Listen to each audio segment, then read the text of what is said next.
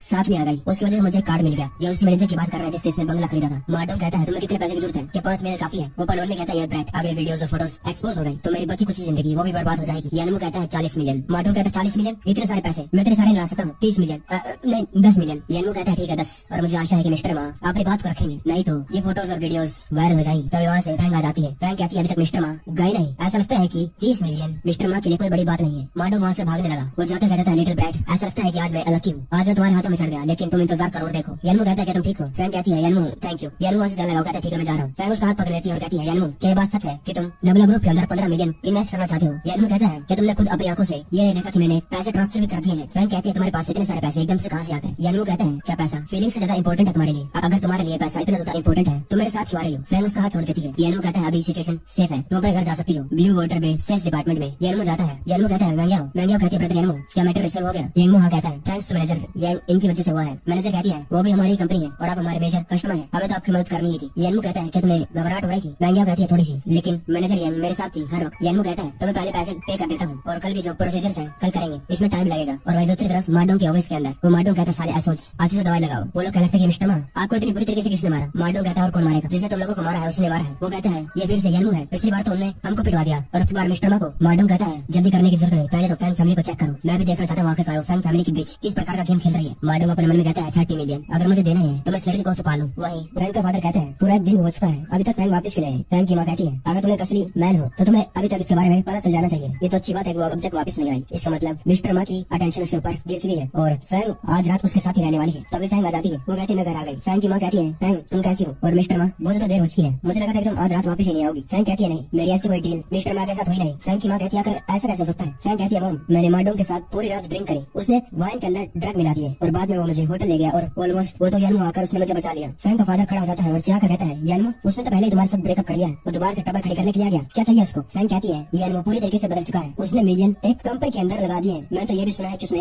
एक real estate company भी खरीद ली है। फैंग की माँ खुशी से यहाँ वहाँ दौड़ने लगी और कहती है ऐसा लगता है कि अब वो डेवलप हो चुका है नहीं हम उस जैसे अच्छे सलीलों को जाने नहीं सकते हैं। फैंग कहती है मॉम मैंने यानमू के साथ ब्रेकअप कर लिया है। फैंग की माँ कहती है सिली गर्ल मॉम तुम्हें ये कहने से मना करती है उसके पास पैसे है और तुम्हें कुछ भी करके उसको वापस लाना है। तुम्हें समझ में आया। वही दूसरी तरफ इंटरनेट कैफे के अंदर मैडम के चेले कहते हैं यो डूड तुम इसके अंदर अच्छे हो तुम एक प्रो तो नहीं हो लेकिन तुम तो इसके अंदर बहुत अच्छे हो क्या तुम एक प्रो हो या फिर। वो कहता है नहीं मैं तो बस मजे में नहीं खेलता हूँ मुझे कहा प्रोफेशनल के साथ कंपेयर कर रहे हो। वही वो बोलता है मुझे लगता है कि तुम्हारा लेवल पहले बोलता एक्स्ट्रा ऑर्डिनरी हो चुका है क्या ख्याल है कि हम मिलकर दोनों गेम खेलें। वो कहता है देर हो चुकी है मुझे जाना है। तब इसके पीछे दूसरा आ जाता है और उसके कंधे पर हाथ रखता है। वो कहता है मैं तुम्हें आधे दिन से देख रहा हूँ ब्रदर तुम बहुत बढ़िया हो अगर किसी टूर्नामेंट में तुम पार्टिसिपेट करो तो बहुत सारे पैसे जीत सकते हो। दूसरा वाला कहता है बस ऐसे ही मजे में खेला क्या फायदा उसका क्यों हम कम्पीट करें जीतने वाला हारने वाले से अपने आप को डेड करवाएगा। वो कहता है ठीक है चलो करते हैं। 2 घंटे बाद जो फैंग का भाई था बुरी तरीके से हार जाता है और मार्डन का जो चेला था वो कहता है कोई नहीं हार जीत तो चलती रहती है अपने माइंड को रिलैक्स करो। दूसरा कहता है बड़ी अब तुम जा सकते हो और तुम्हें ऑनेस्ट रहना है ना। फैंग का भाई कहता है साइड हट जाओ क्या कह रहे हो तुम मेरे रास्ते चढ़ जाओ। फैंग अपने मन में कहता है कितना ज्यादा बैड लक है मेरी गर्लफ्रेंड मुझसे पैसे मांग रही है और अभी मुझे ये 2 गुंडे मिल गए। जब वो वहाँ से जाने लगा पहला वाला कहता है रूल्स को डिसअपॉइंट करके जाना चाहते हो ऐसे नहीं जाने दूंगा। फैंग के भाई को मारने लगते हैं। वही यानमू के घर पर यानमू पर मन में कहता है मुझे लग रहा है सिस्टम मुझे स्कैम कर रहा है लगातार ये सर्वाइवल पॉइंट्स कम होते जा रहे हैं। सिस्टम कहता है इसीलिए क्योंकि सिस्टम को अपडेट करने में 1 पॉइंट लग गया। यानमू कहता है आखिरकार सिस्टम को अपडेट करने में इतने सारे पॉइंट कौन से लगते हैं। तब इसके फोन में एक फोन आ जाता है। यानमू सोचता है आखिरकार ये फैंग मुझे दोबारा फोन क्यों कर रही है। हेलो ये फैंग की मम्मी की। वो कहती है हे यानमू ये तुम्हारी आंटी बोल रही है तुम्हें कुछ कहना चाहती है। यानमू कहता है क्या है आपसे दोबारा से। यानमू कहता है क्या है। वो पर मन में कहता है आखिरकार फैमिली मेरा पीछे कब तक छोड़ेगी। वो कहती है यानमू तुम हमेशा से फैंग के साथ शादी करना चाहते थे और ये कोई इम्पॉसिबल चीज थोड़ी है लेकिन हमारी फैमिली की 2 कंडीशन है। पहली है कि तुम्हारे पास जितने भी बैंक कार्ड है तुम्हारे उन सभी को तुम्हें हमें देना होगा तुम्हारी तो शादी हो जाएगी तुम्हें उन चीजों की क्या जरूरत पड़ेगी। और दूसरी कंडीशन है जैसे तुम फैंग फैमिली के अंदर एंटर करोगे तुम इमीडिएटली फैंग फैमिली के हो जाओगे और फैंग फैमिली के अंदर किसी को भी कोई प्रॉब्लम आती है तो तुम्हें उनकी मदद करनी है बिना मना करे बिना सवाल किए चाहे इसके लिए तुम्हें कुछ भी करना पड़े। और जब तक तुम इन दोनों चीजों को एग्री करते हो तुम फैंग के साथ शादी कर सकते हो। क्या तुम कुछ कहना चाहते हो। वो कहता है मैं बस एक ही चीज कहना चाहता हूँ। फैंग की माँ कहती है बताओ क्या कहना चाहते हो लेकिन संभाल कर। वो चिल्लाकर कहता है मुझे तंग करना बंद कर दो। वही blue water base sales department के अंदर मैनेजर कहती है मिस्टर यान आपको जो कॉन्ट्रैक्ट है वो सब कुछ तैयार हो चुका है। मैंगियाओ कहती है ब्रदर मैनू क्या हो गया आपको। मैनेजर यान यहाँ पर कब की खड़ी है और आप तो इनको इग्नोर कर रहे हो। यान कहता है सॉरी। मैनेजर कहती है कोई बात नहीं मिस्टर यान क्या आपको दोबारा से डॉक्यूमेंट चेक करने हैं। यान कहता नहीं थैंक यू मिसेज यान। मैनेजर कहती है वेलकम टू मिस्टर यान अगर आपके पास कोई और सवाल है तो आप मुझसे पूछ सकते हैं। बाद में वो लोग सिटी स्ट्रीट पर चले गए। जब वो लोग जा रहे थे उन्हें रास्ते में फैंग मिल जाती है। फैंग कहती है तुम तो सच्ची में यहाँ पर हो। यान कहता है तुम क्या मुझे ढूंढ रही थी। यान अपने मन में कहता है मैंने साफ साफ क्लियर कर दिया है लेकिन फिर भी फैंग फैमिली हार क्यों मान रही मेरा पीछे क्यों छुड़ रही है। फैंग कहती है जायू उसको किसी ने इंजर कर दिया इंटरनेट कैफे के अंदर और जो बंदे हैं हमसे 5 लाख रुपए मांग रहे हैं उसे छोड़ने के लिए। यान कहता है तुम्हारा भाई तुम्हारी ट्रबल उससे मेरा कुछ भी लेना देना नहीं है और वो वहाँ से जाने लगा। फैंग यानमू का हाथ पकड़ लेती है। फैंग कहती है यानमू हम होटल जा सकते हैं पहले तुम मेरे साथ जाना चाहते थे तब तो मैंने मना कर दिया लेकिन अब मैं एग्री कर रही हूँ। यान अपना हाथ छुड़वा लेता है। यान कहता है मुझे वो फैंग पसंद थी जिसे सेल्फ रिस्पेक्ट मालूम थी, जिसकी एक लाइन थी जिसको क्रॉस नहीं किया जा सकता था, ना कि ये फैंग जो अपनी बॉडी को पैसे के लिए बेच रही है। फैंग कहते हैं लेकिन जायू वो अभी भी इंटरनेट कैफे के अंदर है और हमारी फैमिली इतने सारे पैसे को कहाँ से लाएगी, मेरे पास कोई और चॉइस नहीं है। फैंग उसे बहुत ज्यादा गुस्सा था। वो शांत होकर कहता है ठीक है मैं तुम्हारी मदद करूंगा लेकिन एक कंडीशन है, आगे से मेरा फैंग फैमिली के साथ कुछ भी लेना देना नहीं है, मुझे तंग मत करना। फैंग कहते हैं लेकिन वो लोग मेरी फैमिली है और मैं सिर्फ तुम्हें जानती हूँ। फैंग मुड़ कर वहाँ से जाने लगा। जाते हुए कहता है अगर ऐसी बात है तो मेरे साथ बात करने की कोई जरूरत नहीं। मैंग याओ कहती है ब्रदर यानमू क्या आप सच्ची में इनकी मदद नहीं करेंगे? सिस्टर फैंग कितनी ज्यादा उदास लग रही है। यान कहता नहीं फैंग का यानमू के साथ क्या लेना देना। मैंग याओ वहीं पर रुक जाती है। वो कहती है आप तो पहले ज्यादा कोल्ड हार्टेड पर्सन बन गए हैं, मुझे नहीं मालूम आप लोगों के बीच में क्या चल रहा है, लेकिन क्या ये बात सच है कि आपका जो ये इतना लंबा रिश्ता था वो ऐसे खत्म हो गया? यानमू कहता है वो तो पिछली लाइफ में खत्म हो गया था। यानमू अपने मन में कहता है कि जो फैंग है मेरे ऑप्शन से बाहर निकल चुकी है, लेकिन जो फैंग है वो 2 दिनों के अंदर इतनी ज्यादा टपल आ चुकी है, उससे मुझे क्या? मैंग याओ तुम घर जाओ, मैं इंटरनेट कैफे जाता हूँ। मैंग याओ कहती है तुम्हें संभल कर रहना होगा। इंटरनेट कैफे के अंदर वही गुंडे फैंग के भाई को मार रहे थे, उसके बाल पकड़कर उसे कहता है मेरे पैसे कहाँ है? तू तो बड़ा अमेजिंग है, तूने मेरे भाई को मारा। वो कहता है ये सब कुछ तुमने किया है, तुमने मुझे फंसाया है। वो लोग वहाँ पर हंसने लगे जोर जोर से। सारी रात पीटने के बाद इस पोल को देखो, फाइनली इसको समझ में आ गया। फिर वो चाकू वाला कहता है साले तुझे किसने कहा था कि मिस्टर मार्क को प्रवोक करे, अगर तू पैसे नहीं लेकर आएगा तो मैं तेरी उंगली काट कर तेरे घर भिजवा दूंगा। तब यहाँ पर एक बंदा था जो दरवाजे पर बैठा हुआ था। वो कहता है कौन है? इंटरनेट कैफे बंद है आज के लिए, कल आना। साले सुनता नहीं, मैंने कहा आज बंद है, जाओ यहाँ से। तभी यानमू उसका मुक्का मार देता, कहता है मेरे रास्ते से हट जा। मुक्का खाने के बाद उसकी नाक से खून निकला और वो पीछे जाकर गिर गया। वहाँ पर जो बाकी लोग थे यानमू को देखने लग गए। उनमें से एक बंदा कहता है यानमू के हाथ में एक पिल थी और वो कहता है यहाँ पर कई सारे लोग हैं और इसलिए मैं अपनी टेक्निक का इस्तेमाल कर सकता हूँ, देखो। और उस पिल को खा जाता है। सिस्टम कहता है तुम्हारा स्ट्रेंथ, एजिलिटी, स्टैमिना सब कुछ बढ़ गए हैं। यानमू अपनी बढ़ती पावर को देखता है और अपने मन में कहता है कि इतनी पावर से तुम्हें कचुमरों को तो कचुमरी बना दूंगा। यानमू तुम्हें पक्का है मेरी सिस्टर ने फोन किया होगा, पैसे लेकर आओ। वहाँ पर क्यों खड़े हो? तब वो दूसरा गुंडा कहता है यानमू तुमने हमारे वो ½ मिलियन भी नहीं दिए और टोटल मिलाकर होगा 1 मिलियन, पैसे लेकर आओ और फिर मैं तुम्हें जाने दूंगा। यानमू कहता है मैं पैसे की दूं। फैंग का भाई जोर से चलाता है। वो कहता है यहाँ पर मैं सामने मजाक मत करो, तभी तक मेरी पूरी की पूरी फैमिली तुम्हें पसंद क्यों नहीं करती, तुम इतने ज्यादा घटिया हो, जल्दी करो पैसे लेकर आओ। यानमू जब देखता है कि फैंग का भाई ऐसे उसे ऑर्डर कैसे दे सकता है, वो गुस्से में आ जाता है और कहता है एक और बार कहने की कोशिश कर। वहाँ चाकू वाला गुंडा कहता है आगे मत आ, वहीं पर खड़ा रहे, नहीं तो इससे पहले यानमू का हाथ उसके पास आकर उसे पीछे धक्का दे देता है और 3 लोग उसको घेर लेते हैं। वो गुंडा अपने मिस्टर मार्क को फोन कर देता है। वो कहता है यानमू यहाँ पर है और वहीं यानमू उन सभी को पीट रहा था। फैंग का भाई अपने मन में कहता है आखिरकार ये फाइटिंग के अंदर चला अच्छा कैसे है, इसका मतलब तुम्हें रैंसम के पैसे देने की जरूरत नहीं, वो सारे 5 लाख मेरे हो जाएंगे। फैंग का भाई खड़ा होता कहता है तुम पहले क्या कर रहे थे? अगर तुम्हें फाइट करना इतनी अच्छी तरीके से आता है, मैं यहाँ पर कितनी देर से मार खा रहा था तुम्हारी वजह से, मैं अपनी माँ को जाकर बताऊंगा और वो तुम्हें सबक सिखाएंगी। और अगर तुम ये नहीं चाहते हो कि मेरी फैमिली तुम्हारे साथ ये करे तो अभी क्या अभी मेरे सामने आकर अपने घुटनों पर मुझसे माफी मांगो और जो पैसे तुम लेकर आए हो रैंसम के वो मुझे दे दो। यानमू कहता है तुम्हारे सामने घुटनों पर आकर माफी मांगो और पैसे तुम्हें दे दूं। फैंग का भाई कहता है नहीं तो मैं अपनी सिस्टर को किसी दूसरे मैन के साथ इससे पहले और कुछ कह पाता। यानमू उसके मुंह पर जोर से थप्पड़ मार देता है। यानमू कहता है अगर तू घर नहीं जाना चाहता, अगर तेरी ऐसी इच्छा है यहीं पर पड़ा रहे, अगर तेरी बहन मुझसे भीख नहीं मांगती तो मैं यहाँ पर कभी भी नहीं आता। जैसे वो वहाँ से जाने लगा, माडोंग कहता है बच्चे कहाँ जाना चाहता है? यानमू कहता है माडोंग अपने गुंडों को कहता है अपने हथियार ले लो और उसको मार मार कर यहीं पर खत्म करना है, तुम्हें तुम्हारे पैसे मिल जाएंगे। माडोंग अपने मन में कहता है जैसा कि मैंने सोचा था, अगर मैं फैंग फैमिली को कुछ करूंगा तो ये बच्चा यानमू उन्हें बचाने के लिए पक्का ही आएगा। वो लोग यानमू पर हमला कर देते हैं। यानमू सोचता है यहाँ पर तो कई ज्यादा लोग हैं, अगर मैं यहाँ से भाग नहीं सकता तो मैं यहाँ पर पक्का मर जाऊंगा। सिस्टम कहता है होस्ट की रिक्वेस्ट वजह से सिस्टम ने लेवल 7 एजिलिटी पिल निकाल ली है। यानमू सोचता है ये क्या है, सिस्टम ने ऐसे कैसे पिल निकाल दी, लेकिन वो पिल को खा लेता है और आते हुए एक बार से बच गया। माडोंग चिल्लाकर कहता है क्या कर रहे हो, मार इसको। यानमू फाइट करने की कोशिश कर रहा है, तुझे ऐसा नहीं करना चाहिए, उससे फर्क नहीं पड़ता है कि तू फाइट करे या ना करे, तो इन सभी को हरा नहीं सकता है। तभी एकदम से यानमू माडोंग के पीछे आ गया। यानमू कहता है ऐसा लगता है कि माडोंग कुछ ज्यादा ही खुश है। माडोंग घबरा गया जैसे वो देखता है कि यानमू उसके पीछे आ गया। वो कहता है तू तुम्हारे साथ क्या है, तुम इतनी जल्दी? और फिर अपने गुंडों की तरफ देखता है, वहाँ पर से गुंडों का ढेर लगा हुआ था, सारे यानमू ने पीट दिए थे। वो कहते हैं ये पॉसिबल कैसे है? तब इसको एक लात लगती है और वो जमीन पर गिर गया। यानमू अपना पैर उसके मुंह पर रखता है। यानमू कहता है मिस्टर मा मुझे लगता है कि मैंने सुना कि तुमने कहा कि तुम मुझे मारना चाहते हो। माडोंग कहता है हाँ मैंने ही कहा, तुम मुझे कब से टारगेट कर रहे थे और अगर मैं अपना बदला भी ले सकता तो उसका क्या फायदा? यानमू कहता है हाँ ये सेंस तो बना रहे हैं, लेकिन क्या तुम मुझे टारगेट नहीं कर रहे तो मैं भी तो अपना बदला लूंगा। वो माडोंग का हाथ पकड़कर उसे मरोड़ देता है। माडोंग को दर्द होता है। यानमू कहता है तुम्हारी वजह से मेरा बहुत सारा टाइम वेस्ट हो गया और तुम इसको चुकाओगे कैसे? यानमू पर कहता है तुम्हारी वजह से मेरी 2 सिस्टम बिल वेस्ट हो गई, मेरे सर्वाइवल पॉइंट। माडोंग कहता है मैं तुम्हें 20 मिलियन दूंगा, प्लीज मुझे और मत मारो, तुम्हें जो चाहिए मैं देने के लिए तैयार हूँ। यानमू उसको छोड़ देता है। ठीक है साइड में ये बैंक है, कल वाले 30 मिलियन मिलाकर टोटल 50 मिलियन ट्रांसफर कर दो इमीडिएटली। वो पास वाले बैंक में जाता है और यानमू के फोन में मैसेज आ गया। उसके फोन में मैसेज में लिखा था कि उसको 50 मिलियन मिल चुके हैं। माडोंग कहता है यार मिस्टर यान मैंने सारे पैसे ट्रांसफर कर दिए हैं। यान कहता है ठीक है तुम जा सकते हो। माडोंग अपने मन में कहता है 50 मिलियन जल्द ही ये सारे मैं तुमसे वापस ले लूंगा। यान फैंग के भाई को कहता है क्या तुम घर जा सकते हो अपने आप? फैंग का भाई चिल्लाकर कहता है यानमू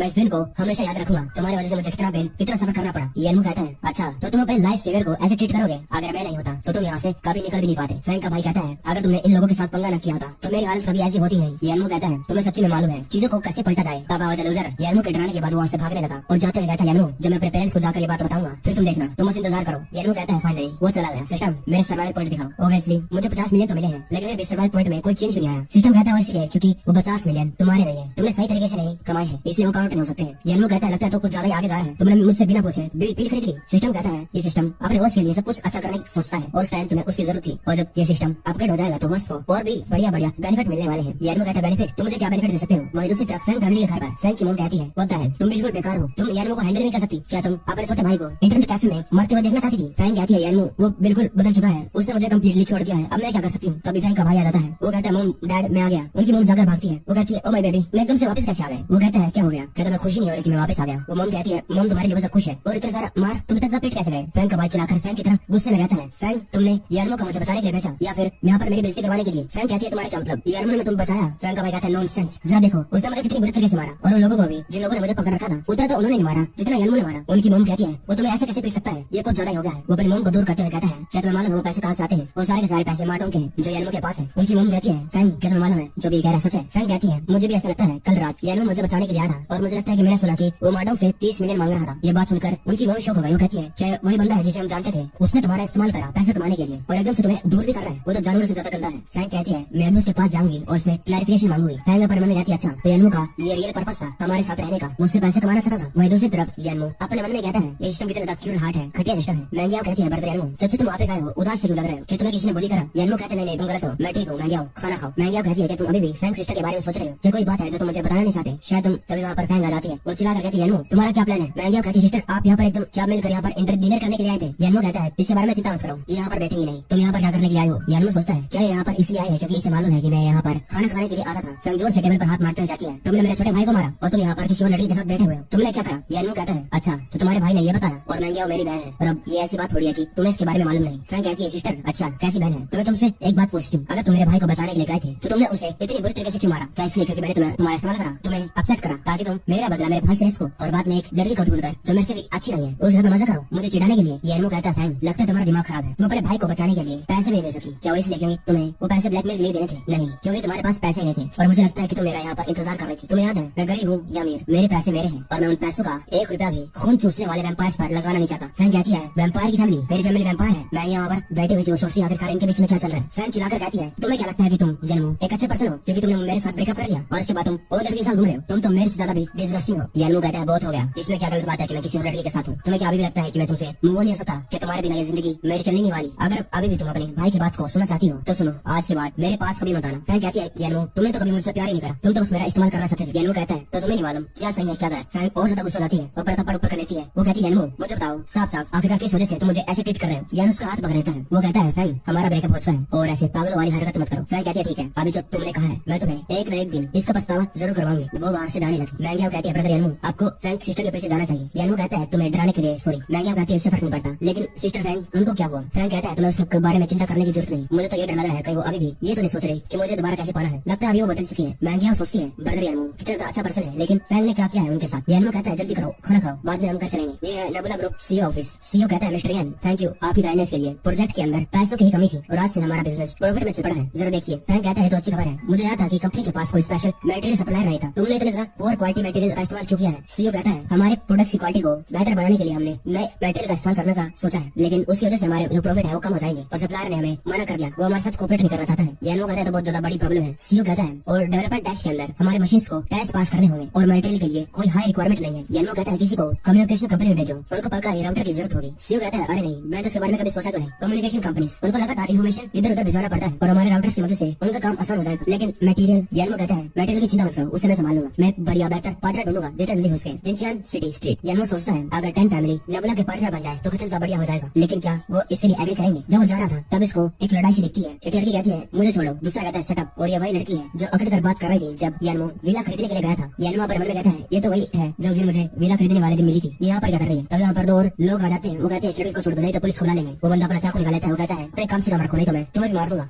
तब यहाँ पर यानू आ जाता है, कहता है दिन दहाड़े ये काम कर रहे हो, तुम्हें लगता कि लोग तुम्हें ऐसे छोड़ देंगे। यानू ने इसको बचा लिया। वो कहता है ये वुमन जिसे मिस्टर माँ पसंद करते हैं तेरी इतनी हिम्मत। यानू कहता है ये फिर से साला मार्डोंग आ गया, जब भी मार्डोंग मुझे देखता है मेरे सामने झुक जाता है और तू उसको मेरे साथ कंपेयर कर रहा है, तू है कौन। वो कहता है भाई छोड़ दर्द हो रहा है भाई मैं गलत था, मैं इसको दोबारा कभी तंग नहीं करूंगा। यानू कहता दफा हो जा मेरे सामने दोबारा कभी आ मत जाना। वो लड़की कहती है थैंक यू मिस्टर यान। यानू कहता है तुम काम करने के लिए गई यहाँ पर बाहर में क्या कर रही हो। वो कहती है आज मेरा डे ऑफ था लेकिन मेरे डैडी की कंडीशन खराब है इसलिए मुझे पैसों की जरूरत है सर्जरी के लिए और मैं अपना जो फ्री टाइम है उसका इस्तेमाल कर रही हूँ अपनी सेकंड जॉब में काम करने के लिए। यानू कहता है बाय द वे तुम मार्डोंग को जानती हो। वो कहती है मैं उसको अच्छे से नहीं जानती, लेकिन जब मैं उसके साथ पहली बार मिली थी उसने कहा कि मुझे सपोर्ट करना चाहता है, लेकिन मैंने मना कर दिया, लेकिन वो लगातार मेरे पीछे आता रहा और अगर आज आप नहीं होते तो उसके सामने झुककर थैंक यू कहती है। यानू कहता है कोई बात नहीं तुम घर जाओ आराम करो। वो बाहर के अंदर दोबारा चली गई। फिर फोन लगाकर कौन के बड़े को कहता है लिबाओ किसी को कहकर मार्डोंग पर नजर रख, वो भी इस टाइम पर हॉस्पिटल में होना चाहिए। हॉस्पिटल के अंदर मार्डोंग बैठा हुआ था। मार्डोंग कहता है जैसा कि आपने कहा था फैंग मैंने वैसी अरेंजमेंट करी है और अब तो आपको थोड़ा सा और पास बैठना चाहिए। फैंग कहती है मिस्टर माँ आप तो कुछ ज्यादा ही एंशियस हो रहे रहे हो? यानू ने तो अभी तो चारा ही खाया है, अभी तो जो शो है शुरू हुआ ही नहीं। मार्डन कहता है तब क्या होगा अगर बार मिस कैलकुलेट करेगा, अगर यानू दोबारा मेरे पास आ गया तो मैं उस लॉस को दोबारा सह नहीं पाऊंगा। फैंग कहती है मिस्टर मा उसे भूल जाइए, अब की बार मैं आपकी मदद कर रही हूँ आपका बदला लेने के लिए, और यानू मेरे साथ डीप लव में पड़ चुका है, और अगर एक बार मैं उसके पास जाकर माफी मांगूंगी तो पक्का ही सॉफ्ट हो जाएगा और मान जाएगा। हेलो ये मैं हूँ यानू, मैं तुम्हें एक मील के लिए इनवाइट करना चाहती हूँ आज होटल पर। वो सब कुछ मेरी गलती थी, आज होटल में वो सब कुछ मेरी गलती थी, मैं तुमसे माफी मांगना चाहती हूँ। क्यों हम आज रात रेस्टोरेंट मिले जहाँ पर हमारी पहली डेट हुई थी। मार्डन अपना मन कहता है ये फैंग सच्ची में बहुत टर्निंग है। फैंग कहती है मिस्टर मा सब कुछ फाइन है और आजान अब सब कुछ चापर छोड़ देगी। फिर वो एक डिब्बी से उठाती है। फैंग कहती है और मुझे ये काम खत्म होने के बाद 30 मिलियन चाहिए और आपको वो मिल जाएगा जो आप चाहते हैं यानू के घर पर। यानू कहता है अच्छा तो ये दो लोग मिलकर मुझे फंसाने की कोशिश कर रहे हैं। सिस्टम तुम्हें अपग्रेड होने के लिए कितने सर्वाइवल पॉइंट की जरूरत है? सिस्टम कहता है 20। यानू कहता है और 30 मिलियन को एक्सचेंज करने के लिए कितने सर्वाइवल पॉइंट मिलेंगे? सिस्टम कहता है 10 मिलियन के 10 सर्वाइवल पॉइंट और 30 मिलियन सिस्टम को अपग्रेड करने के लिए काफी होंगे। यानू कहता है इतनी ज्यादा मुझे इस अपॉर्चुनिटी का इस्तेमाल करना होगा अपग्रेड करने के लिए। मैं भी देखना चाहता हूँ आखिरकार तुम असली में क्या बन सकते हो। मिस्टर कॉन्ग मेरे लिए कुछ इन्फॉर्मेशन ढूंढ कर लाओ, शायद कल के लिए जरूरी हो। Wasted restaurant. फैंग कहती है यहाँ पर तुम आ गए, मैंने तुम्हारे लिए ऑर्डर कर लिया है पहले से कि तुम एक ड्रिंक पसंद करोगे। ये कुछ दिनों में जो भी हुआ है मैं उसके लिए माफी मांगना चाहती हूँ। सिस्टम कहता है होस्ट सिस्टम ने अटैक करा है स्लीपिंग पीस उस रेड वाइन के अंदर और तुम्हें मिल चुका है inheritance of the Lord God, और इतने अमाउंट की जो मेडिसिन है तुम्हें कुछ भी इफेक्ट नहीं करेगी। यानू सोचता आखिरकार ये मुझसे कितने जोर से बदला लेना चाहती है। फैंग अपने मन में कहती है आखिरकार इसने अभी तक ड्रिंक क्यों नहीं करी, क्या इसको शक हो गया? यानू उसको पी लेता है। यानू कहता है उसे फर्क नहीं पड़ता, जो बीत गया सो बीत गया। फैंग कहती है मैंने कभी नहीं सोचा आखिरकार हम ऐसे कब हो गए, मैं तो बस वही सोची थी आखिरकार हमारी लाइफ कैसी होगी जब एक बार हमारी शादी हो जाए। यानू कहता है शादी के बाद तुम्हारी फैमिली मुझसे लगातार पैसे मांगती है जब तक मैं पूरी तरीके से क्रश न हो जाऊं और मरने पर मजबूर। फैंग कहती तुम रुक जाती है और अपने मन में कहती है मार्डन ने कहा था कि जो दवाई है इमीडिएटली काम कर जाएगी, अब तक ये गिरा क्यों नहीं? यानू कहता है क्या हो गया, मैंने कुछ गलत कहा? फैंग कहती है लेकिन मेरे पास बस एक भाई है। यानू कहता है भाई है तो क्या तुम्हारी फैमिली ने के उसके लिए कोई राजाओं का ताज बनाने के लिए सोच रखा है, मुझे सोना वोना दोगे? है क्या उसके पास? फैंग कहती है मेरा अकेला इकलौता भाई है, क्या उसका इतना भी हक नहीं बनता? फैंग सोच रही है आखिरकार मार्डन ने कहा था कि इस मेडिसिन से आराम से 5 से 6 लोग बेहोश हो सकते हैं, तब यानू वहाँ पर बेहोश हो गया। फैंग कहती है यानू क्या तुम ठीक हो? तुम्हें लगता था कि तुम बहुत पावरफुल हो, आगे जाकर तुम्हें अपना सब कुछ मुझे देना होगा, यही तो तुम्हें मार्डन से अलग करता है। फिर होटल का सीन दिखाया जाता है, तभी को कहता है क्या? यानू पर आगे खुलता है, वो अपने मन में कहता है डैम इट। दूसरी लड़की कहती है यानू तुम बास्टर्ड, मुझे थप्पड़ मार देती है। यानू कहता है मैं तो फैंग के साथ डिनर कर रहा था, मैं एकदम से यहाँ पर। दूसरी लड़की कहती है वो तुम थे जिसने मुझे टेक्स्ट करा, मुझे कल रात बुलाया, मुझे लगा था तुम मुझसे कुछ कहना चाहते थे लेकिन मुझे क्या मालूम था तुम मेरे साथ, तुम तो एक 20 से ज्यादा खतरनाक खराब हो घटिया, मुझे लगा था कि तुम एक अच्छे पर्सन हो लेकिन तुम तो कुछ ज्यादा ही। यानू कहता है अजन ये वही लड़की है जो बार में काम कर रही थी और जब यानू घर खरीदने गया था। यानू पर कहता है अगर तुम लोग मेरे साथ फाइट करना चाहते हो तो मैं भी तुम्हारे साथ खेलूंगा। बाद में वो कभी बार में आ जाते हैं। वही लड़की कहती है मिस्टर माँ मिस फैंग मैं आ गई। मिस फैंग जैसा कि आपने कहा था मैंने सब कुछ कर दिया, फोटोज भी ले ली, मेरे फोन में है। फैंग कहती है ठीक है अब तुम जा सकती हो, जब तुम्हारी जरूरत पड़ेगी मैं फोन कर दूंगी। वो कहती है ठीक है मिस फैंग। फैंग कहती है लेकिन फोटोज उनको संभाल के रखना, तुम्हें मालूम है कि तुम्हारा फादर हॉस्पिटल में मौत का इंतजार कर रहा है। वो कहती है तुम चिंता मत करो, मेरे फोटोज को संभाल कर रखूंगी। मार्डन कहता है मिस फैंग तुम तो बड़ी हिम्मत वाली हो, तुम इतनी आगे तक जा सकती हो, मैं सच्ची में तुम्हें अप्रिशिएट करता हूँ। फैंग कहती है वो यानू था जो बोलता यानी ग्रेटफुल बन रहा था, मैं तो बस जो मेरा था उसे वापस लेना चाहती हूँ। मार्डन कहता है अगली बात मिस फैंग की है तो 30 मिलियन तो वर्थ करते ही मैं मार्डन इस प्लान की दाद देता हूँ, मेरे पास कोई भी कंप्लेंट नहीं है। फैंग कहती है लेट्स गो, आज यानू जो उसने किया है उसका भरपाया करेगा। वो अपने मन में कहती है यानू मैं भी तुम्हें दिखाऊंगी आखिरकार जब कोई किसी का इस्तेमाल करता है तो उसका टेस्ट कैसा होता है। होटल की लॉबी में यानू कहते तुम्हारा क्या मतलब? मार्डन कहता है यानू तुम बच्चे लगता तुम्हें मालूम है कि तुमने क्या करा है, हम यहाँ पर जस्टिस के लिए आए हैं। यानू कहता है मैं तो एक ईमानदार सिटीजन हूँ, मैंने कुछ भी नहीं करा। फैंग कहती है यानू यू बास्टर्ड कल रात ऑब्वियसली तुम मेरे साथ डिनर के लिए आए थे और एकदम से तुम उस लड़की के साथ होटल में चले गए, वो मना कर रही थी लेकिन तुम फिर भी ले गए। मार्डन कहता है और मैंने सुना है कि तुमने उस लड़की के साथ जबरदस्ती करी और अभी पुलिस को बुला लिया गया है, अगर तुम मेरे सामने भीख मांगोगे तो मैं तुम्हें शायद बचा सकता हूँ। देखो देखो रिपोर्टर भी यहाँ पर आ गए, अगर ये मैटर एक्सपोज हो गया तो हमारी पूरी जिंदगी खत्म हो जाएगी। यानू कहता है तुम्हें क्या लगता है कि तुम दोनों मैं एडिट हूँ?